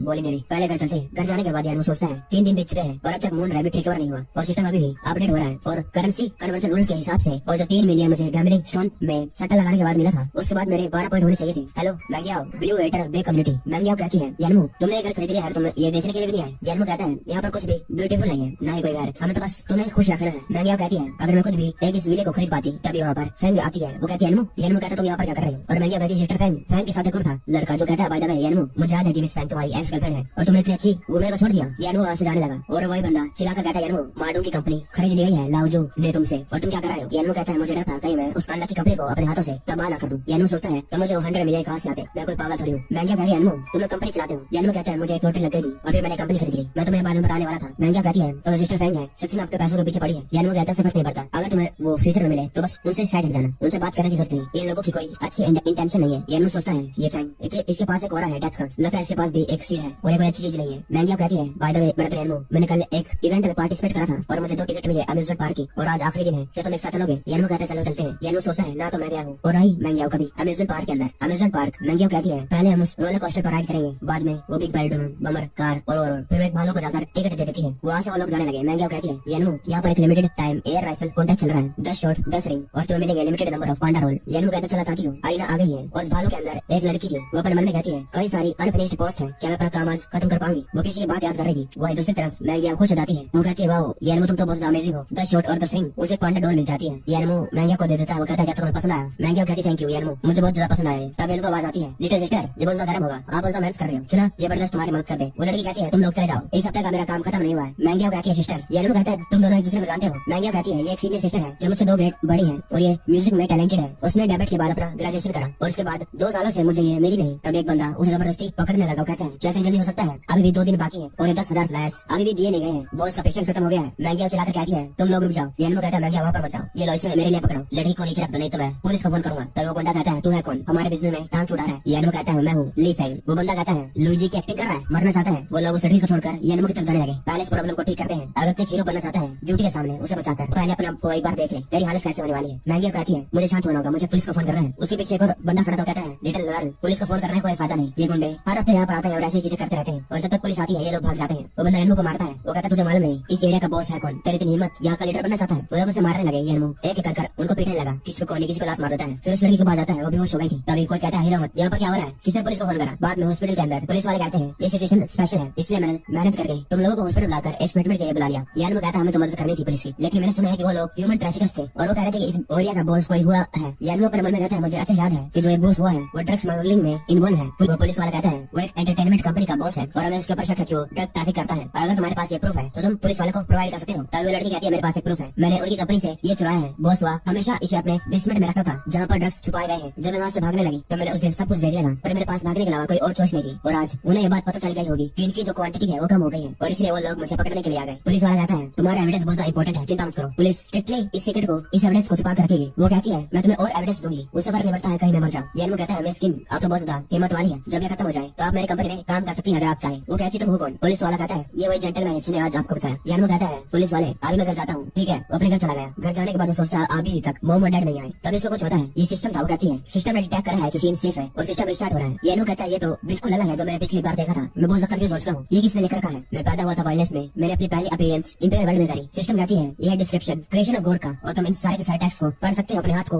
वॉल पर लगाकर। वो अपने हाथ को लगाता है और सब कुछ उसे समझ में आने लगा। जब मैं पैदा हुआ तो ये वर्ल्ड पूरा पीसफुल था, टाइम बिल्कुल एम्प्टी था और मैं कलेक्ट करता था बहुत प्रकार के रेयर ट्रेजर। दुनिया में जो चेंज हो रहा है उसको ऑब्जर्व करता। पावर एक विजिटर आया स्काई से और उसे लेना चाहा जो मैंने क्रिएट करा था। मैंने उन क्रिमिनल्स के साथ फाइट करी 10 दिनों से ज्यादा। फिर एक चोर आया जिसने ट्रेजर हाउस पर अटैक करा। मैं कुछ कर नहीं सकता था क्योंकि मेरे पीछे भी एक एनिमी था। मैंने गुस्से में 10,000 से ज्यादा चोरों को मार दिया। फिर एकदम से मैं सीरियसली इंजर हो गया, लेकिन इस दुनिया के पास मेरे लिए कोई की नहीं थी ताकि मैं रिकवर हो सकूं। हर जगह आतंक हो गया। फिर इस दुनिया में चूहे घुस गए। मैंने अपने आप को सील कर लिया, दुनिया को बचाया और लगातार री इनकारनेट होता गया इस दुनिया में और इंतजार कर रहा हूँ टाइम ऑफ रिबर्थ का। ये वो कहता है 3 दिन द फॉरेन विजिटर मतलब सीड्स, और एक फाइट करेगा हजारों से तो वो लोग अपने आप को एक क्रिएटर गॉड कह सकता है। सिस्टम कहती है ये वही प्रोडक्ट है सीड्स हैच होने के बाद और उन्हें कहते हैं स्पेस एंड टाइम लॉर्ड और वो चीज काफी है इस पूरी दुनिया को तबाह करने के लिए। ये कहता है ये मेरी गुफा है, यहाँ पर कई सारे काउंटलेस ट्रेजर है, उन्हें डिस्ट्रॉय मत करना, इन ट्रेजर्स को यहाँ से लेकर मत जाना। ये कहता है तो बहुत दुख की बात है। तब अपने राइट में देखता है बहुत सारा खजाना और कीमती चीजें थी। ये कहता है अगर हम इसको यहाँ से ले जा नहीं सकते हैं तो इसको यहाँ पर पड़े रहने का क्या मतलब। सिस्टम कहती है सिस्टम के अरेंजमेंट के अकॉर्डिंग तुम्हें फर्स्ट ट्रायल दिया जाता है लॉर्ड ऑफ गॉड का। यहाँ पर पहला ट्रायल है मेंटल डेमन और रही बात तुम्हारी एनिमी की वो तुम्हें मालूम चलेगा क्योंकि तुम ट्रायल में जाने वाले हो। ये कहता है कि ये कैनियंग मेंटल मेथड क्या है। सिस्टम कहती है कि ये माइंड टेक्निक है जो गॉड ऑफ क्रिएशन ने बनाई है और कहा गया है कि काउंटलेस एनिमी ट्रूप्स उसकी लास्ट मूव से खत्म हो गए और ये सब कुछ शायद मार्शल आर्ट का कुछ है। ये कहता है तो मैं तो फिर बहुत ज्यादा पावरफुल हो जाऊंगा इसे देखने के बाद। सिस्टम कहती है इसे ध्यान से केयरफुली सोचो, जब तुम तैयार हो जाओ तब कहना यस। ये कहता है सिस्टम कहती है ट्रायल फॉर्मेशन बन गई है और चैलेंज लिमिटेड है 60 मिनट में तुम जाओगे नर्क में। तब इसको कुछ आवाजें सुनाई देती है। ये प्लीज मेरी मदद करो, ये तुम्हारे जितने पैसे हैं हमें दे दो अगर तुम्हें फैंक के साथ शादी करनी है। सिस्टम कहती है तुम्हारे सोच के अंदर जितने भी डीप हिडन वॉइसेस हैं उनको सुनो। फैंक कहता है इसे कहना बंद कर दो, मेरा फैंक फैमिली के साथ कोई और रिश्ता नहीं है अभी। ये का डायरेक्ट वजन आ जाता है। वो कहता है फैंक ने यहाँ तक कि मार्डम के साथ हाथ मिलाया तुम्हें फंसाने के लिए। वो तुम्हें ऐसे जाने नहीं देगी जो तुम्हारी पिछली लाइफ में हुआ वो जरूर होगा कि तुम इसे सहन कर सकते हो। यानमो के डैड की बात याद आने लगती है यानमो को। वो कहता है अभी भी कहीं हजारों पेंशन के पैसे मेरे पास बचे हैं, ये लो इनका इस्तेमाल करो। एविल यानमो कहता है कि तुम्हें बदला नहीं चाहिए, तुम्हें क्या लगता है कि अगर तुम अब पैसा कमाओगे तो वो सारे पेन चले जाएंगे। यानमो कहता है आपको उसमें से सहन नहीं कर सकता, लेकिन अभी मैं वो सब कुछ दोबारा नहीं होने दूंगा और वो अपने एविल इमेज को मुक्का मार देता है। वो गायब होने लगता है और जाते हुए रह जाता है। यानमो तुम अभी भी जवान हो, तुम्हें नहीं मालूम। वही बाहर सिस्टम पर में कहती है अभी भी 99 साइकिल बाकी है और अगर तुम ये दोबारा करोगे तो जो रिमेनिंग पावर है लॉर्ड गॉड की वो खत्म हो जाएगी और अगली जो कंडीशन है वो ज्यादा डिमांडिंग होने वाली है। बस थोड़ा सा इंतजार करो। तब यानमो आ जाता है। वो कहता है कि इसका इंतजार करो। सिस्टम शौक हो गई कि यानमो ने इतनी जल्दी उस ट्रायल को पास कर लिया। यानमो कहता है अभी तक मुझे रिवार्ड क्यों नहीं मिले लालची सिस्टम। सिस्टम कहती है कैंगलैंग mind method also known as 9 layer mind technique जो तुम्हें मिली है ट्रायल के बाद। उसके अंदर 9 फॉर्मूला है टोटल। मैं तुम्हें बस एक और बार बताऊंगी, भूलना मत। 9 एक में बदल जाते हैं, 2 सेरेमनी ट्रांसफॉर्म बन जाती है एक में, 3 सेट हेवन एंड अर्थ के वर्टिकल और हॉरिजॉन्टल, 4 समुद्र, 5 क्रेन और कौवे, 6 स्टेप में एक ड्रैगन और 7 पॉइंट ऑफ वर्ल्ड। यानी वो सोचता है उसने मुझे ये नहीं बताया कि प्रैक्टिस कैसे करना है, लेकिन ऐसा लगता है कि मुझे अच्छी तरीके से आता है। मेरे पास एबिलिटी है अटैक करने की, डिफेंड की, रिट्रीट, मूव एंड अवॉइड। क्या उसने सच्ची में हजारों एनिमीज को मार दिया अपनी लास्ट मूव से? ये तो सच्ची में बहुत ऑसम है। सिस्टम कहती है टाइम निकल रहा है, हमें चलना होगा। फिर वो बाहर आ जाते हैं। उसकी स्ट्रेंथ सब कुछ बढ़ गया था। यानू कहता है आखिरकार मेरे सर्वाइवल पॉइंट 2000 से कैसे बढ़ गए हैं? सिस्टम कहती है मुझे नहीं मालूम, शायद तुम्हारी एडवांस एबिलिटी की मदद से। यानू कहता है तुम सिस्टम हो, तुम्हें नहीं मालूम। सिस्टम कहती है मैं हूँ सिस्टम, लेकिन मेरे भी रूल्स हैं जो लॉर्ड गॉड ने सेट करके हैं। अब फाइनली मैं आराम कर सकती हूँ। यानू कहता है तो मेरा कमरा था, ये क्या है? फ्रेगमेंट ऑफ जिंगजॉन के बोनस है। वो उस किताब को पढ़ने लगा। फिर वो कहता है तो बेकार है। बाय द वे मुझे याद आया, जो टैंग है वो ऑब्सेस है मार्शल आर्ट को प्रैक्टिस करने की। खाली ये फ्रेगमेंट है लेकिन उसका इससे कुछ फायदा हो सकता है। वही जो सिस्टम था वो सिस्टम को कह रहा था ये तुम्हारा टास्क है, तुम्हें फ्रेगमेंट ऑफ प्राइमल गॉड का फ्रेगमेंट को ढूंढना है। मेरी मदद कर रही है रीइंकार्नेशन में और फिर मैं बन जाऊंगा master of time and space. System कहती है कि तुम मेरा नाम बदल सकते हो। वो मना कर देता है और वो उसको थप्पड़ मारती है। वो फिर से आ जाता है। वो कहता है आयु ये आखिरी बार होगा जब मैं तुम्हें देख रहा हूँ, लेकिन जब मैं रिकर्नेट हो जाऊंगा और master of time and space बन जाऊंगा तो मैं इस दुनिया पर दोबारा से राज करूंगा। सिस्टम सोचती है लगता है जो लॉर्ड गॉड है अब पूरी तरीके से डिस्प्ले हो गए हैं। वो टैंक फैमिली के घर में। टैंक कहता है मिस्टर एन, वो लड़की जिसके साथ तुम अगली पिछली बार आए थे वो नहीं आई। यानमो कहता है उसे कुछ काम आ गया था, लेकिन टैंक आप उसे देखना चाहते हैं। यानमो सोचता है उस दिन के बाद वो मून रैबिट भी चली गई, लेकिन जो मून आई सिस्टम है वो मेरे साथ है। आखिरकार वो सिस्टम कहाँ गई? उसने कहा था कि मुझसे दूर नहीं रह सकती है। टैंक कहता है मिस्टर एन। टैंक कहता है ओह आई एम सॉरी, मैं बस अपने ख्यालों में गुम हो गया था। आज ऑपरेशन के साथ साथ मैं आपके लिए एक चीज लेकर आया हूँ, एक गिफ्ट। ये फ्रैगमेंट ऑफ बॉक्सिंग टेक्निक जो एक्सीडेंटली मुझे मिल गई थी। मैंने सुना कि आपको मार्शल आर्ट प्रैक्टिस करना अच्छा लगता है, इसलिए मैं आपके लिए ले आया। टैंग उसे पढ़ने लगा। यानमू कहता है ये थोड़ी पुरानी सी हो गई है, शायद इसके अंदर ज्यादा इफेक्ट ना हो, लेकिन टैंग कहता है नहीं नहीं मिस्टर यान, ये फ्रैगमेंट टैंग फैमिली के लिए बहुत ज्यादा इंपॉर्टेंट है। यानमू कहता है हाँ, खाली एक एक्सपर्ट ही इसको समझ सकता है और ये अच्छी बात अगर टैंग फैमिली के लिए कुछ काम आती है। टैंग कहता है बाय द वे, क्या जो मिस्टर यान है प्रैक्टिस करते हैं मार्शल आर्ट को, लास्ट टाइम जब इन्वेस्टमेंट कॉन्फ्रेंस हो रहा था तो आप बहुत ज्यादा अच्छे थे। यानमू कहता है मुझे ज्यादा शर्मिंदा मत करो, मैं बस ठीक ठाक ही हूँ। टैंग कहता है मुझे यकीन होता है, चलो हम दोनों मिलकर डिस्कस करते हैं। और रही बात कोऑपरेशन की, नोबिला के साथ अगर आप लोगों की डिमांड ज्यादा नहीं हुई तो मैं पक्का एग्री करूंगा। यानमू सोचता है सच्ची में एक मार्शल आर्ट एडिट है। टैंग फैमिली के बैकयार्ड में टैंग कहता है यहाँ पर मैं अपना मार्शल आर्ट प्रैक्टिस करता हूँ, मिस्टर यान मुझ पर कोई रहम मत दिखाना। यान कहता है ये तो शेम की बात होगी, मैंने बस थोड़ी सी मार्शल आर्ट सीखी है कुछ दिन पहले। टैंग उस पर हमला करता है और यान उसे ब्लॉक करता है। टैंग शॉक हो गया जब यान ने टैंग का हाथ पकड़ लिया। वो कहता है कितना ज्यादा बढ़िया रिएक्शन है। यान उसको उठाकर जमीन पर पटक देता है, लेकिन वो बैठ जाता है। यान कहता है टैंग आप इसकी सबसे बढ़िया है। टैंग कहता है तुम भी दोबारा से कुछ और राउंड खेलने के बाद। यान कहता है टैंग आओ, क्या फिर से कंटिन्यू करना चाहते हैं? टैंग कहता है मिस्टर यान की स्किल बहुत ज्यादा बढ़िया है और अगर आप एंशिएंट मार्शल आर्ट टूर्नामेंट में जाए तो कहीं टॉप 3 तो आ ही जाएंगे। मैं आपका ओपोनेंट नहीं। यान कहता है टैंग आओ, मेरा मजाक मत उड़ाओ और मुझे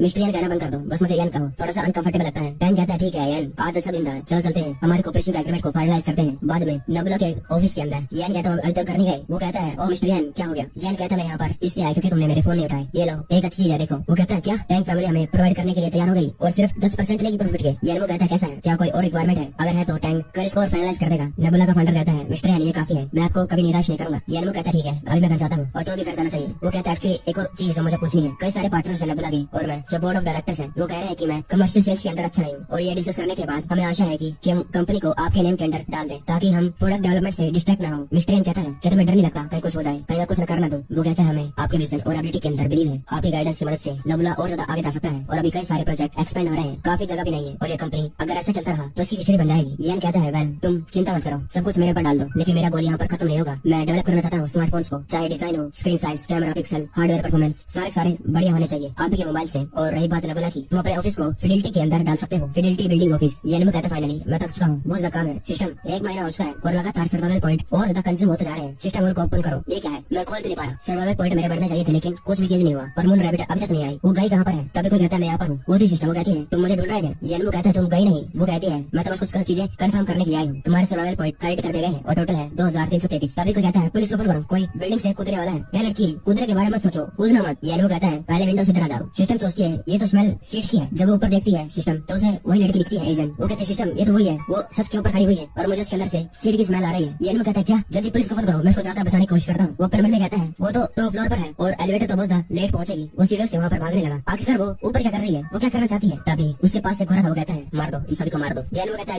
एजेंट कहती है जो मर्डरर्स है वो मरने के लिए डिजर्व करते हैं। यान कहता है तुम क्या कर रही हो, मैं तुम्हारी मदद कर सकता हूँ। वो कहती है मदद किया तो मैं गिल्ट फील हो रहा है और वो नीचे गिरने लगी। यान उसका हाथ पकड़ लेता है। यान सोचता है पकड़ दिया, उसे साइड में बैठा लेता है। तभी वो अपना चाकू उठा लेती है और यान उसको देखता है, उसके चाकू पर खून था। वो सोचता है कहीं इसने किसी को मारा तो नहीं। तब वो कहती है मैं तुम्हें मारना चाहती हूँ। और इसी के साथ ये मानवा के चैप्टर खत्म हो गए। एक और बात, और अगर आपको इस मानवा का सेकंड पार्ट चाहिए तो उसके लिए आप इस चैनल को सब्सक्राइब कर सकते हैं, इस पर आगे आने वाली है। और